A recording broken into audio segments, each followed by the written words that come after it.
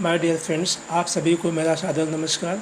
आज मैं आईटीआर से संबंधित महत्वपूर्ण बिंदुओं के अंतर्गत पार्ट 2 में आपको असेसमेंटल 2019-20 के बारे में कुछ अपडेट देना चाहता हूं, जिसके अंतर्गत कि असेसमेंटल 2019-20 का आईटीआर जो 31 मार्च 2020 तक फाइल हो सकता था, इस समय सीमा को इनकम टैक्स डिपार्टमेंट ने कोविड-19 के कारण हुए लॉकडाउन के कारण 31 जुलाई 2020 कर दिया है।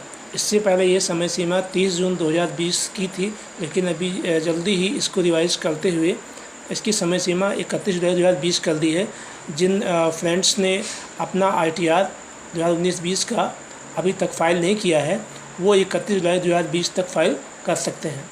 इसके अतिरिक्त असेसमेंटल 2020-21 के लिए इन्वेस्टमेंट अगर वो अभी तक नहीं कर पाए हैं, जो कि हमें मार्च के लास्ट वीक में करना था, या जिनको करने के लिए शेष रह गया था, वह लोग वो अपना इन्वेस्टमेंट 31 जुलाई 2020 तक कर सकते हैं, जिससे वो चैप्टर 6A के अंतर्गत मिलने वाले डिडक्शंस का लाभ अपने असेसमेंट 2020-21 के आईटीआर में कर सकते हैं।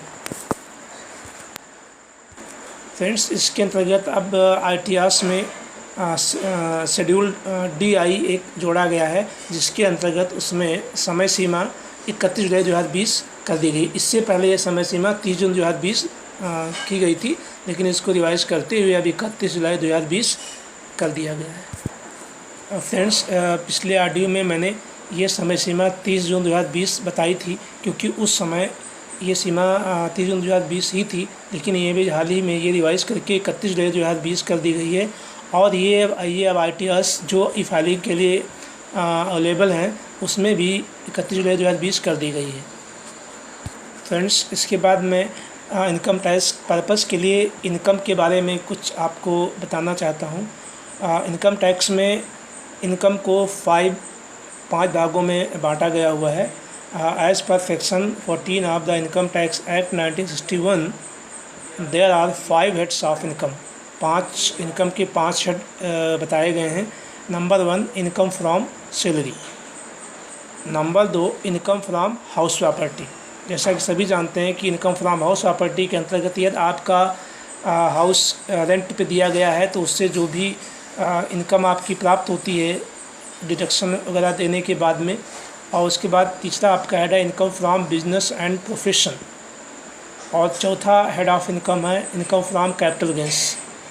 और जो उपरोक्त चारों हेड्स में अगर इनकम के अंतर्गत ना आती हो, तो वो फिर इनकम फ्रॉम अदर सोर्स में टैक्स किया जाता है। अर्थात कोई भी इनकम जो आप वित्तीय वर्ष में अर्न करते हैं, मतलब उसको आप आय का अर्जन करते हैं, वो इन 5 हेड्स में से किसी न किसी एक हेड के अंतर्गत वो टैक्स किया जाएगा। फ्रेंड्स, जैसा कि मैंने बताया है, आईटीआर 1 अपडेटेड करके जो है ई फाइलिंग पोर्टल पे आ गया है, और अब आईटीआर 1 फाइल किया जा सकता है। और इसके बाद आईटीआर 4 और आईटीआर 2 भी आ गया है, लेकिन ऑनलाइन आईटीआर 1 और आईटीआर 4 ही सबमिट किया जा सकता है।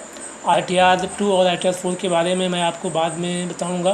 पहले तो जो सैलरीड पर्सनस हैं, पेंशनर्स हैं, या जिनके पास फैमिली पेंशन है और इंटरेस्ट की इनकम है और 1 हाउस प्रॉपर्टी है, वो अपना आईटीआर 1 में भर सकते हैं। और आईटीआर 1 कैसे भरना है, इसके बारे में मैं स्टेप बाय स्टेप आपको अपने आगे के ऑडियो और वीडियो में आपको बताऊँगा। फ्रेंड्स, आईटीआर 1 फाइल करने के लिए सर्वप्रथम, जैसा कि आपको मालूम है कि हमें इनकम फ्रॉम सैलरी के प्रूफ के तौर पे आपको फॉर्म 16 आपके डिपार्टमेंट द्वारा आपको दिया जाता है, और हाउसिंग लोन इंटरेस्ट का सर्टिफिकेट या उसकी जो फिगर है वो आप बैंक से प्राप्त कर सकते हैं। और इनकम फ्रॉम अदर सोर्सेज के अंतर्गत आपका जो इंटरेस्ट है, वो इंटरेस्ट चाहे आपका सेविंग बैंक अकाउंट का हो, चाहे वो आरडी अकाउंट का हो, चाहे एफडी अकाउंट का हो, या अन्य कोई भी जो भी इंटरेस्ट आपको प्राप्त होते हैं, वो इंटरेस्ट की फिगर आप प्राप्त कर लीजिए। और फॉर्म 26AS का नाम आप सभी ने सुना होगा। इसको आप अपने ई फाइलिंग पोर्टल से डाउनलोड कर सकते हैं, और उसमें फॉर्म 26 AS को देख लीजिए कि जितना TDS आपका फॉर्म 16 में आपके डिपार्टमेंट द्वारा काटा गया है, उतना उसमें दिख रहा है या नहीं।